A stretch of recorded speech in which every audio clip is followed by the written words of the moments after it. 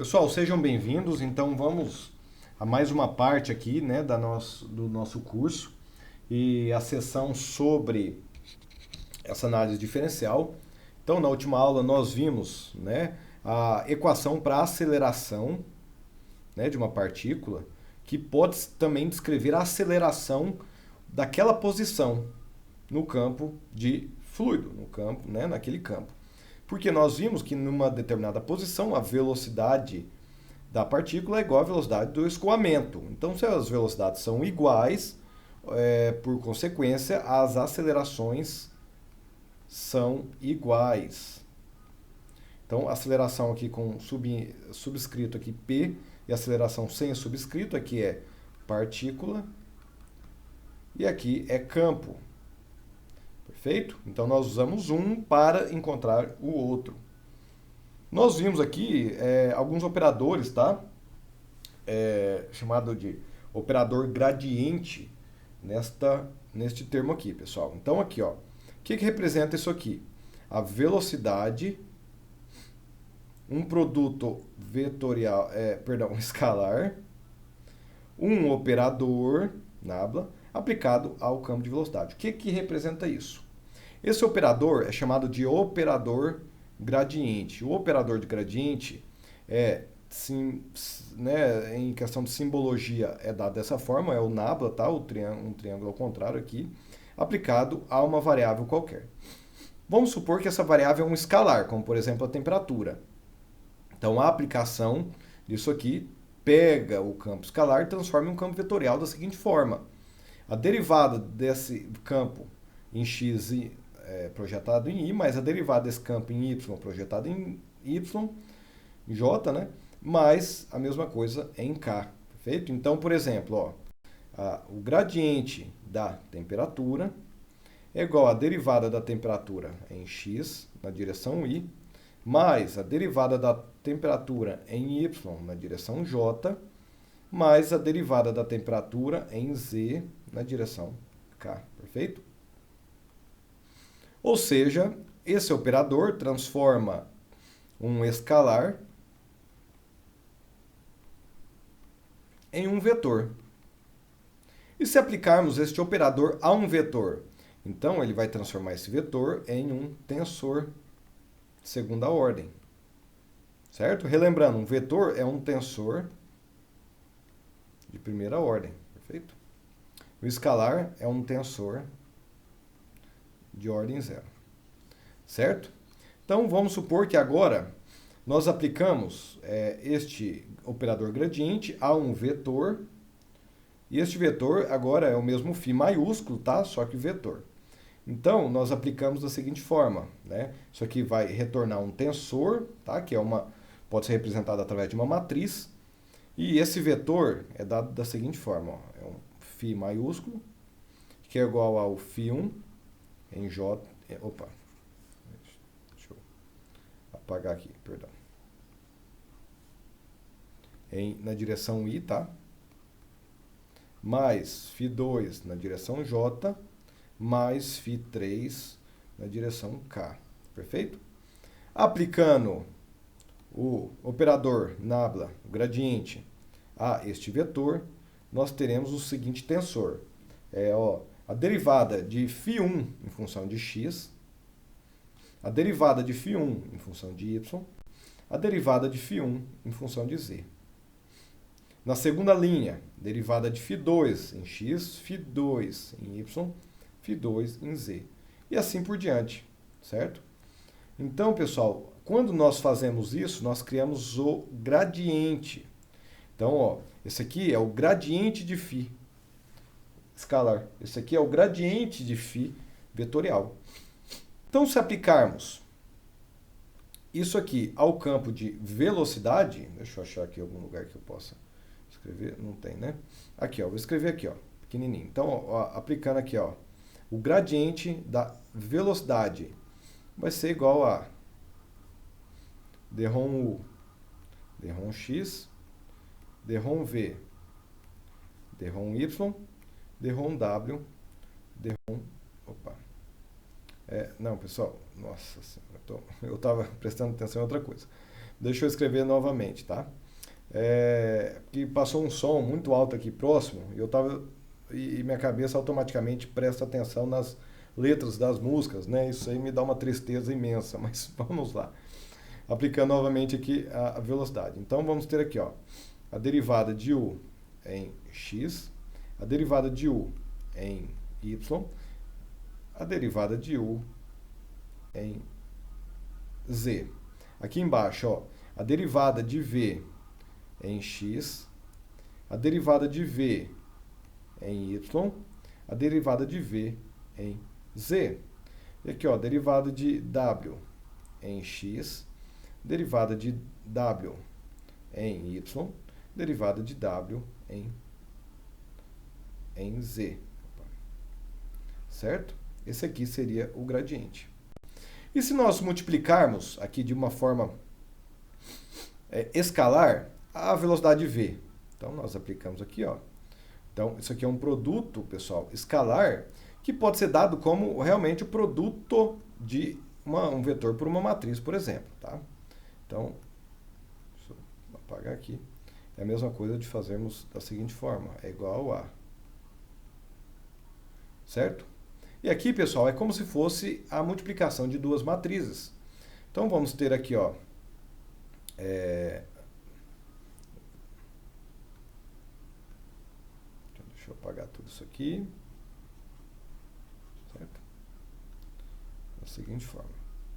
Então, aqui, ó, o I mais VJ mais WK. Vamos ter o seguinte, aqui, ó. Obviamente, né, como a gente vai fazer dessa forma, a gente apenas por notação, eu vou considerar aqui como se fossem duas matrizes, tá? Duas matrizes. Vou colocar vírgula aqui. Então, nós vamos ter aqui, ó, linha por coluna, né? Então, aqui, ó, U vezes isso aqui, mais V vezes isso aqui, mais W vezes isso aqui. Depois, pessoal, U vezes isso aqui, mais W vezes isso, mais V isso aqui, vezes isso aqui, mais W vezes isso aqui. Perfeito? No fringir dos ovos, finalmente, nós vamos ter a seguinte cara, né, dessa equação aqui, ó. Nós vamos ter aqui, ó, U, dRom U, dRom X, mais V, dRom U, dRom Y, mais W, dRom U, dRom Z. Perfeito? Tudo isso aqui em I. Mais U, dRom V, dRom X, mais V, dRom V, dRom Y, mais W, dRom V, dRom Z. Em J. Mas mantemos o mesmo padrão. U, dRom W, dRom X, mais assim por diante. Perfeito? Quando, né, nós fazemos isso, há duas formas de escrever esse termo, né? Ou de uma forma aberta, ou dessa forma aqui, chamamos de forma compacta. Então, aqui nós entendemos que isso aqui é uma forma compacta. Mas essa forma compacta representa uma soma, né, de diferentes componentes. Isso aqui tudo se trata de um vetor. Perfeito? Então, esse aqui é o operador gradiente.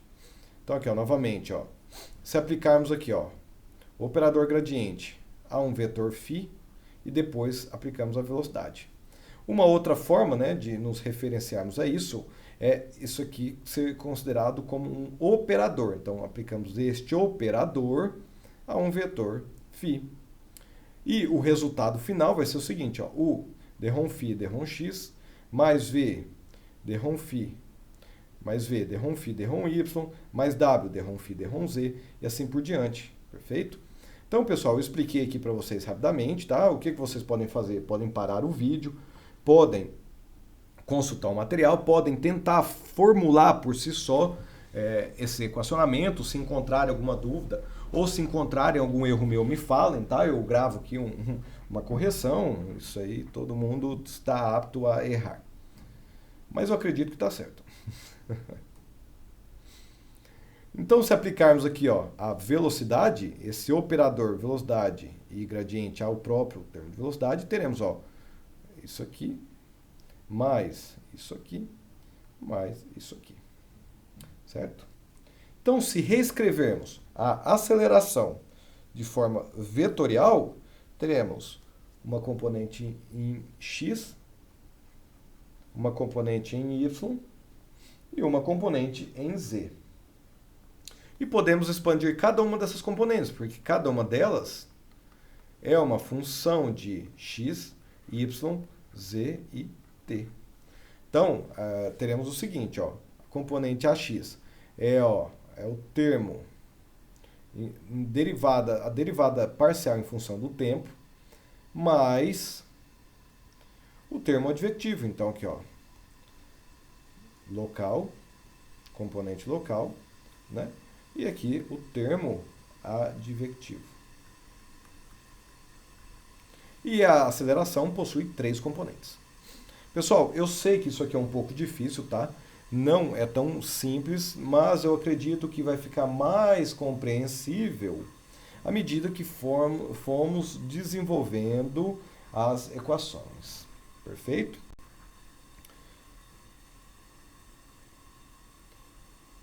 Então aqui, ó, vamos dar uma interpretação física a este problema. Então vamos imaginar aqui um bocal, uma mangueira com um bocal de saída e um jato, certo? Saindo por essa mangueira. Então existe aqui um fluxo, ele faz essa curva, passa por um bocal, se passa por um bocal, a velocidade ela aumenta. Por quê? Porque a área diminuiu, né? A gente viu sobre isso aqui. Se formos considerar somente o bocal de saída, vamos imaginar que colocamos uma sonda de velocidade nesta posição. Poxa, é um escoamento permanente. Então, um escoamento, ó, hipótese, escoamento permanente. Se é permanente, a velocidade nessa posição não varia. Então, se traçarmos um gráfico de velocidade naquela posição em função do tempo, qual que vai ser a resposta disso aqui? Vai ser uma curva constante, tá? Porque a velocidade ela não varia ao longo do tempo, é constante. Então, essa sonda de velocidade, ela vai nos dar aqui, né, posições constantes.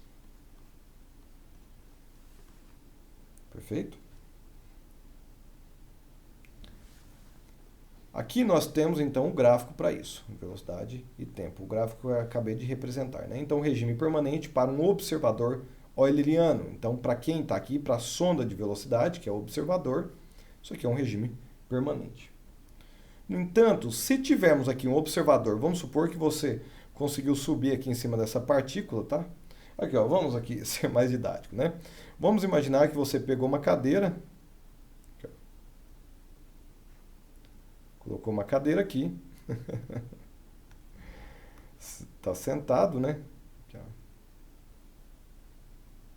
Está sentado olhando isso aqui, ó. O campo vai mudar? Não vai mudar, porque você vai ficar olhando para uma região que é permanente. Mas aqui em um segundo ponto, você vai fazer o seguinte, você vai colocar essa cadeira em cima dessa partícula. E você vai se deslocar. E você vai... Deixa eu desenhar a primeira cadeira, né? Depois eu desenho a partícula. E você vai se deslocar com esta partícula.